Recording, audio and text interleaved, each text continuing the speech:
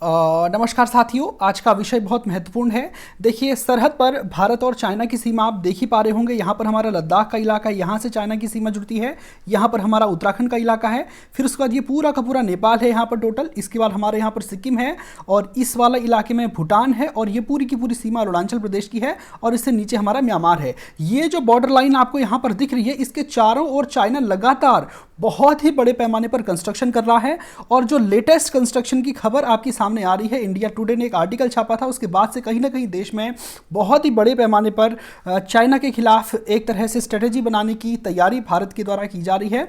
देखिए, ताज़ा जो मामला है, इंडिया टुडे की ओर से खबर आ रही है कि massive Chinese buildup near Doklam rings alarm bell in Indian military, यानी ठीक है, यानी कि भारत के लिए एकदम खतरे की घंटी है। सिक्किम के पास में जो डोकलाम का क्षेत्र है, जो भूटान का है, वहां पर बहुत बड़े पैमाने पर चाइना के द्वारा मैसिव जो है कंस्ट्रक्शन किया जा रहा है। तकरीबन 1000 के आसपास बताया जाता है कि चाइना ने यहाँ पर घर बना डाले हैं और इसके अलावा वहाँ पर मोबाइल के टावर और बहुत सारी चीज़ें जो है चाइना की ओर से बनाई गई हैं। तो आखिर क्यों स्ट्रेटेजिक दृष्टि से चाइना के लिए इतना महत्वपूर्ण है ये वाला इलाका? देखिए, इस तरह से बहुत सारे घर, सोचिए 1000 के आसपास ऐसे घर चाइना ने बना डाले हैं सरहद के बिल्कुल पास में। और इस तरह से घर बने हैं, मोबाइल के टावर बने हैं, इन घरों में बाकायदा इलेक्ट्रिसिटी और इंटरनेट कनेक्टिविटी सब कुछ की फैसिलिटी जो है और भारत की सीमा से ठीक दूरी पर जो है ये सारे के सारे बिल्डअप इनके द्वारा किए जा रहे हैं। अब देखिए, आपको थोड़ा सा मैं आपको मैप समझाने का प्रयास करता हूं, जिससे आप समझ पाएंगे कि आखिर इस क्षेत्र का इतना क्या महत्व है कि भारत की सुरक्षा के लिए इतना ज़्यादा इंपॉर्टेंट है। और खास बात यह है कि चाइना क्यों इस क्षेत्र पर इतना ज़्यादा इंटरफेयर कर रहा है। देखिए, इस मैप से उम्मीद करता हूं कि आप सब समझ जाएंगे। ये जो मैंने इंडिया के मैप में ये वाला इलाका सर्किल किया है, इसी को जूम करके यहाँ पर मैंने मैप बना रखा है। इस मैप की खास बात मैं आपको बताता हूँ। ये वाला जो पोर्शन है हमारा सिक्किम है, आपने देख लिया होगा, ठीक है, ब्लू कलर में। ये वाला पूरा का पूरा इलाका जो है ये भूटान है और ये वाला जो पूरा का पूरा इलाका है ये क्या है, तिब्बत है, ठीक है। ये पूरा चाइना के कंट्रोल में। तो आप देख पा रहे होंगे ये वाला जो इलाका, मैं इसको थोड़ा ब्लैक पेन से कर लेता हूँ, ये वाला जो इलाका अपने आप में है, ये वाला इलाका क्या है, एक ट्राई जंक्शन है, ठीक है।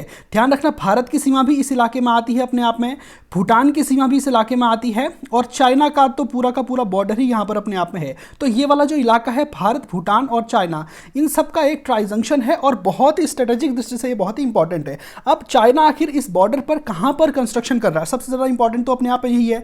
देखिए, चाइना की बात करें तो देखिए, चाइना ये भारत की सीमा है, ठीक है। इसको मैं थोड़ा येलो कर देता हूं।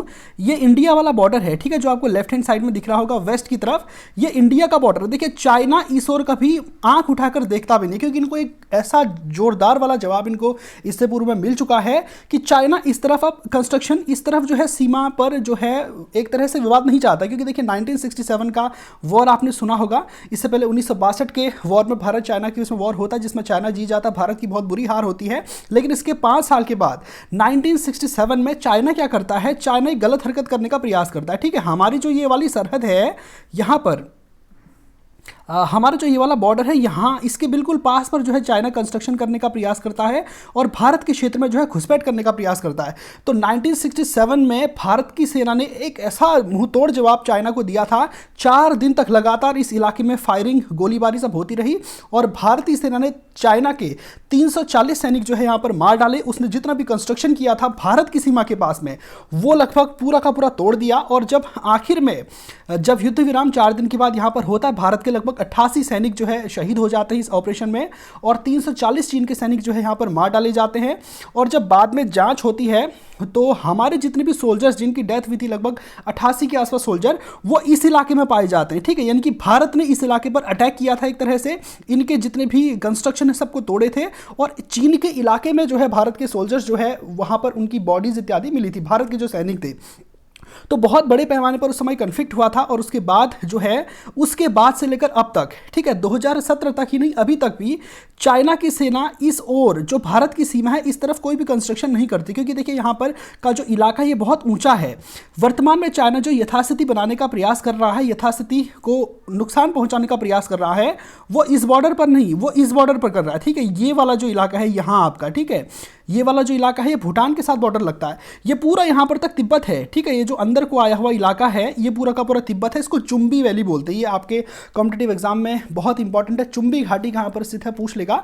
तो जो इंडिया, भूटान और तिब्बत, इन तीनों का जो ट्राई जंक्शन पॉइंट है, ये वाला जिसको मैंने पूरा का पूरा किया हुआ है, पिंक किया हुआ है, ये चुंबी वैली इसको कहा जाता है। यहाँ पर एक नदी है जिसका नाम है अमोचू, ठीक है, AMO, अमो CHU चू, तो अमोचू रिवर यहाँ पर से इस तरह से बहती है, तिब्बत से आती है, इस तरह से सिक्किम होते हुए नीचे आती है, सॉरी ये भूटान होते हुए नीचे आती है। तो यहाँ पर अमोचू नाम की एक नदी बहती है और इस घाटी को जो है चुंबी वैली कहा जाता है। और सबसे बड़ी बात ये आपको बताएं तो इस घाटी पर भारत की स्थिति बहुत ही मजबूत है। क्यों मजबूत है? क्योंकि जो चाइना है वो बीच वाले पोर्शन पर है यहाँ पर, ठीक है, यहाँ पर चाइना है और जो भारत की जो सेनाएं हैं वो यहाँ पर है, जो ब्लैक बॉर्डर आपको दिखाई दे रहा होगा। और ये जो बॉर्डर काफी ऊंचा है, ठीक है, और यहाँ से जो भूटान का इलाका है ये भी काफी ऊंचाई पर है और चाइना बहुत ही निचले इलाके पर है। यानी कि भारत और जो चाइना का बॉर्डर है, सॉरी ये वाला जो इलाका भारत का है ये, और ये वाला जो इलाका भूटान का है, ये दोनों बहुत ऊंचाई पर है और तिब्बत का इलाका क्या है यहाँ पर बहुत नीचा है। इस वजह से चाइना को जो है यहाँ पर काफी सारी प्रॉब्लम होती है। तो चाइना का प्रयास यहाँ पर चल रहा है कि कोई ना कोई इस बॉर्डर की, ये जो इनके साथ बॉर्डर है, इस बॉर्डर की किसी एक चोटी पर मैं कब्जा कर लूं। और इसको सबसे बढ़िया दिख रहा है यहाँ पर जो ये वाला पॉइंट है, ये है डोकलाम, ठीक है, इसको डोकाला या डोकलाम भी कहते हैं। 2017 में भी भारत और चाइना के बीच यहाँ पर काफ़ी विवाद चला था। हालांकि ये जो डोकलाम है ये भारत का हिस्सा नहीं है, ये जो हमारा भूटान है इसका हिस्सा है यहाँ पर। और भारत, जैसा कि आप जानते हैं, भूटान ने अपने जो इंटरनेशनल अफेयर्स नहीं कहेंगे उसको, भारत की भूटान की जो सुरक्षा है इसकी जिम्मेदारी पूरी की पूरी भारत के पास है। तो 2017 में बहुत बड़ा कॉन्फ्लिक्ट हुआ था। भारत की सेनाएं यहाँ से जो है इस भूटान होते हुए यहाँ डोकलाम में चली जाती हैं और चाइना के जो निर्माण कार्य है इनको रोक देती हैं और बहुत ही 2-3 महीने तक लगभग ये संघर्ष अपने आप में, संघर्ष नहीं कहेंगे, क्राइसिस तरीके का अपने आप में यहाँ पर चलता है और उसके बाद जो है स्थितियाँ अपने आप में संभल जाती है। लेकिन अब फिर से जो है चाइना ने इस डोकलाम पर तो नहीं, इस डोकलाम के थोड़ा सा पीछे अपने वाले बॉर्डर पर बहुत ही बड़े पैमाने पर निर्माण कार्य करना शुरू कर दिया है। और कहीं ना कहीं देखिए चाइना का प्रयास ये रहता है कि ये जो हमारा पश्चिम बंगाल वाला इलाका है ना, जो भारत से हमारी सड़क आती है दिल्ली से, ये पश्चिम बंगाल वाला इलाका है, ये बहुत ही पतला एक कॉरिडोर है। देखिए सिलीगुड़ी कॉरिडोर, ठीक है, ये इतना पतला है, लगभग 100 किलोमीटर के आसपास ये पतला पट्टी है जो भारत को ईस्टर्न इंडिया के साथ जोड़ती है। ठीक है, आपको थोड़ा सा मैप में दिखा देना चाहता हूँ, इंडिया का मैप आपको बता दो तो देखो ये बहुत ही पतला यहाँ पर कॉरिडोर है, ठीक है, इसको सिलीगुड़ी कॉरिडोर कहते हैं। यहाँ पर नीचे पूरा का पूरा बांग्लादेश है, यहाँ पर भूटान है और बहुत ही पतला और संकरा रास्ता हमारा यहाँ पर है। इसके बाद हमारा ये ईस्टर्न वाला इलाका है, अरुणाचल प्रदेश, असम, मणिपुर, मिजोरम, ये सारे के सारे राज्य हमारे पूर्वोत्तर के 7 राज्य यहाँ पर पड़ते हैं और इनको भारत की मुख्य भूमि से जोड़ने वाला बहुत ही पतला रास्ता यहाँ पर आपात पड़ता है। और चाइना चाहता है कि कैसे न कैसे वो इसको कंट्रोल करे। सिलीगुड़ी कॉरिडोर के माध्यम से भारत अपने पूर्वोत्तर के इलाकों में जब कभी भी अपनी मिलिट्री भेजे या कोई किसी भी तरह का क्राइसिस हो, चाइना चाहता है कि मैं यहाँ पर बैठ जाऊँ। डोकलाम की जो रेंज है ये बहुत ऊंची अपने आप में है, यहाँ पर बैठकर वो चाहता है कि मैं इस पूरे के पूरे एरिया पर क्या रखूँ, नज़र रखूँ, क्योंकि बहुत ही पतली पट्टी सिलीगुड़ी कॉरिडोर के नाम से है। और ये भारत के जो पूर्वोत्तर वाला इलाका है, ईस्ट वाला इलाका है, अरुणाचल, असम, ये सारा का सारा जो इलाका है इसको जोड़ने का काम करता है। तो चाइना का प्रयास है कहीं ना कहीं मैं इसको अपने आप पे कंट्रोल रखूँ। और कहीं ना कहीं देखिए अगर कभी भारत के साथ वॉर की स्थिति होती है तो यहाँ पर तक देखिए चाइना की सेना है, जिसको मैं पिंग करना रहा हूं, देखिए यहां पर तक ये पूरा का पूरा चाइना की ही टेरिटरी है, जिसको मैंने पिंग किया हुआ है। ये पूरा का पूरा चाइना की टेरिटरी है, तिब्बत है, ठीक है, ये इधर को डोकलाम है, इधर को इंडिया है, यहाँ पर तक चाइना है। तो यहाँ से इस पर अटैक करने में इसको कोई ज़्यादा समय नहीं लगने वाला। इस पर अगर ये कब्जा कर लेता है तो हमारा ईस्ट वाला इलाका जो है पूरा का पूरा ये भारत की मुख्य भूमि से अलग हो जाएगा। हालांकि अगर चाइना का भी इस तरह की स्थितियाँ पहली बात तो आएंगी नहीं, क्योंकि ये पूरा इलाका यहाँ पर जो भारत की आर्मी डिप्लॉयड है ये अपने आप में एक बहुत अच्छी स्थिति में है। क्यों? क्योंकि चाइना का जो ये बीच वाला इलाका है ये निचला है और भारत और जो आपका भूटान है इसकी सीमावर्ती जो इलाका है ऊंचाई पर, और ऊंचाई पर से भारत आसानी से इन चीनियों पर, सिक्किम के पास चाइना आखिर क्या कर रहा है, कोई युद्ध करने का प्रयास तो नहीं कर रहा है, इस पर आसानी से नजर रख सकता है। क्योंकि आपने देखा होगा जब कारगिल का वॉर होता है उसमें पाकिस्तान क्या करता है, पाकिस्तान 2000 में कारगिल की जो ऊंची ऊंची चोटियां हैं इन पर कब्जा कर लेता। भारतीय सेना नीचे थी और दुश्मन काफी ऊंचाई पर था, इसीलिए कारगिल वॉर में हमारे इतने सारे सैनिक उसमें शहीद हो जाते हैं। जब कभी भी कोई सेना ऊंचाई पर होती है और दुश्मन नीचे होता है तो जो ऊंचाई वाली सेना, ऊंचाई पर जो भी पार्टी है उसको कभी ना कहीं फायदा होता है। तो इसी तरह से